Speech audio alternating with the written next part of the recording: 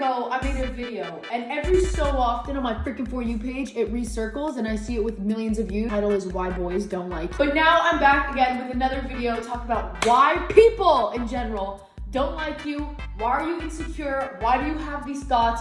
Understanding so we can get rid of it. So let's get freaking started. First and foremost, let's get it out the way, chat. Let's get it out the way. It was never supposed to be about you. I know it's very hard for most of us to come to terms with. I know a lot of us want everything to be about us, and because of social media, we think in our head that it's always about us, but it's not. And you're probably thinking, Alyssa, how did you come to this conclusion? I would love to tell you. Can I tell you? Can I tell you? It started with my acting class. Like, I can't just listen to something and just let it go. How can I use this to apply to the rest of my life? He had just got done doing a performance, and he said, this was awful. He said to everyone, he's like, absolutely not. He's like, I can tell you guys, just started acting because it was an acting 1 class in my college. Everybody here is having a solo act all together. Yes. Everybody learned their script completely by themselves. They were not even thinking about what it would sound like, and nobody was actually responding to it. No one was actually answering each other. Like, everyone was so nervous and worried about what they looked like and how their performance was that, first of all, they came across as insecure, unprepared, and nervous. And on top of it, nobody looked like they had genuine chemistry. No one looked like they had genuine chemistry on set. He said, this is not about you, okay? He said, everything is against you on the set. The director, the lights, the camera, the script, everything is against you except your scene partner. And for some reason, this struck a chord with me. This struck a little chord with me. Struck a chord with me. When he said this, I was like, wait a damn minute. He said, you guys care way too much about like what you guys look like and how you guys act, but you guys are here to tell a story. You're not here to be yourself. You're not here to worry about what you look like and how you act. He said, your character, when she's crashing out and yelling, isn't worried about what she looks like. She's worried about getting her point across. There's another thing that my other acting teacher told me that same year was that you need to respond to the other person, be in the moment, be in the scene, and be able to understand each other, work off of each other. Your motive as an actor and actress is never about yourself, but the other person. It's not, I want to yell at her. No, it's, I am trying to get her to understand me. And that will change the entire way of how you deliver your line. So then I was like, what if I just did this in my everyday life? Because I'm a genius! Because I'm a genius! Because I have phantom pain! Okay, like literally, so then that's what I started doing. I was like, okay, if everything's against me in my real life, my thoughts, my outfit, my weight, my looks, if everything, at least I think so, right, is against me, what if I just made every conversation actually about the fucking other person and not about myself? And so I did. I started talking to people without thinking of myself, right? I took that spotlight off of me. I'm like not even thinking about what I look like, what I sound like, how my hair looks, how to respond in a way where they like it. I always had this mask on. I don't know if I'm definitely not neurotypical. I definitely have something up here. Before I could even hang out with people, I would have to go and stalk their social medias and see their likes and dislikes so I could morph my personality into a person that was worth talking to them. And then I would copy and mirror their behaviors until I got home, and then I would feel so tired and drained. Good, man. I wonder why I would feel that way, and it was because I just wanted to be seen, loved, and appreciated, not for myself, because that was being vulnerable, for the thought of a person of who I could be kind of thing, because like I just wanted to please everyone in a household where my parents were never satisfied, in a household where everything I did there was an issue with. You had to learn how to morph and contort your big personality into a small box so you can fit with your parents, right? So then I started doing this in my real life, and this really hindered my connections. I couldn't have real connections with no one. Yes!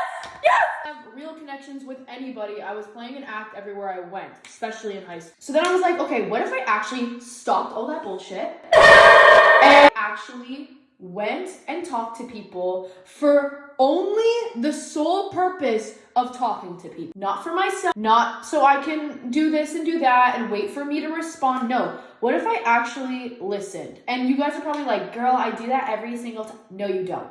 No, you don't. Because when you're shifting in your seat and going like this to your hair and looking around and waiting for them to say something so you can say something back, that's not listening. What if you actually sat and listened and learned, even if you weren't interested in the conversation, even if the person was ugly, even if you didn't like the person, even if the person was ugly? So I started and my friends hate me for it because whenever I'm out with my friends and I have a random conversation with some 70-year-old, they're like, Alyssa, not this bullshit again. But like genuinely, I started valuing human connection, right? I didn't start valuing in metaphorically the lights, the camera, the script, the director. I've just been in the moment with my scene partner every single day, IRL. And this had made me so confident because without even knowing, you guys, without even knowing, because I have phantom pain, without even knowing, I had become more confident because of the way I talk and act and respond.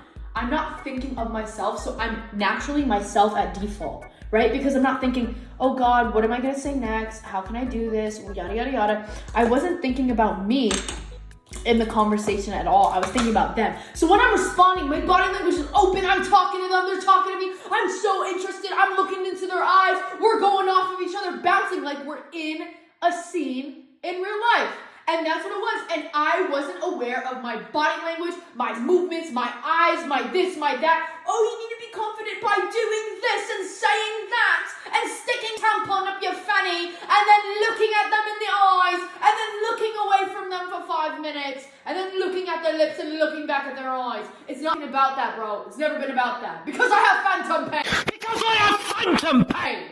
It's never been about that. You know what it's about? Not giving a shit about what you look like. Care about what they're saying.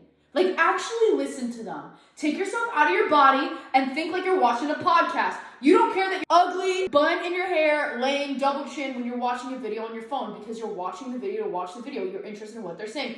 Do that to somebody IRL. Then you don't care about what you look like, how you act, and then you're able to actually break through this mask that you've built all these years and you're able to 100% be yourself. Then, in the middle of these conversations I'm having with these people, they look at me and they're like, how are you so confident? How are you so charismatic? And it's like, really in simple terms, I'm the only person in the room that cares about you right now. That's literally what it is.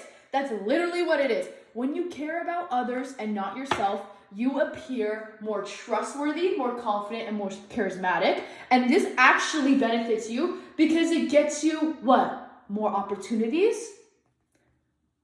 more experiences. This changes your life. And it's so funny because, again, it goes right back to the Bible. Shocker! Shocker! Love your neighbor as you love yourself, right?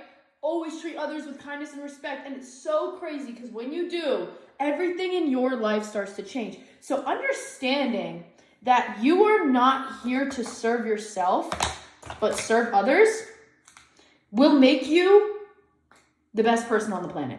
Plain and simple. Begin with, you do it for yourself because you want to seem more charismatic and confident. And by the end of it, you don't even care about what you look like anymore because you're so invested with the other person. But then that makes you more interesting. So it's really weird. Like, it's this really weird phenomenon where, like, you just get to be. You don't have to be under any circumstance. You just get to be yourself and listen and learn. And this is what life was supposed to be like.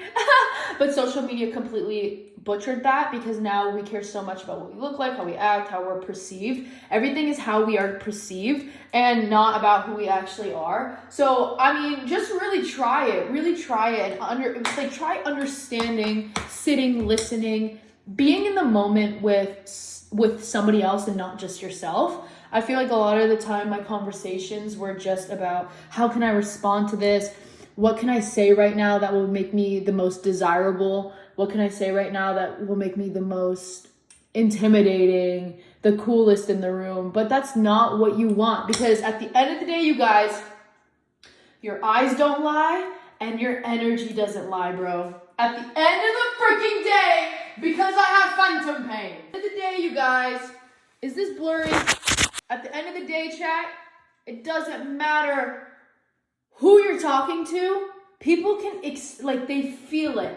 People aren't as stupid as you think that they are. People can feel when you're being disingenuous, when your responses aren't coming from the heart. But they sure as hell can also feel when your responses do come from the heart and when you're actually listening and when you're actually interested. You become this warehouse of good energy, charisma, knowledge, because you're learning and listening to new people, right? So of course you're gonna be knowledgeable. Because I have phantom pain. Okay guys, I actually have to insert that meme so you guys know what I'm talking about. Because it's irritating my eyes. Because I have phantom pain. I'll be spamming that phantom pain emote, I'm not gonna lie.